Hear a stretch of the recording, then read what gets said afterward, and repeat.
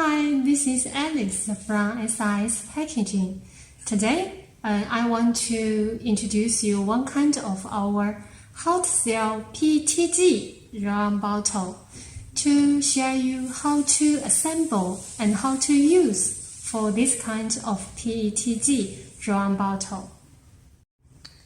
There are three parts for this PETG round bottle: the rollable with holder, the cap, and the bottle. How to assemble?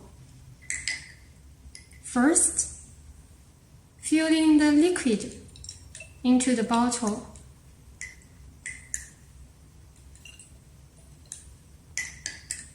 Then, put the rollable with holder on the bottle.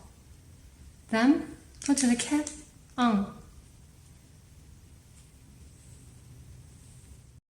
How to use it? First, open the cap.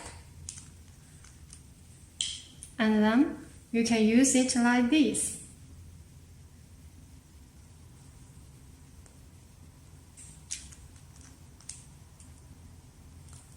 Okay, if you are interested in this kind of our PETG round bottle, please do not hesitate to contact me on Alibaba.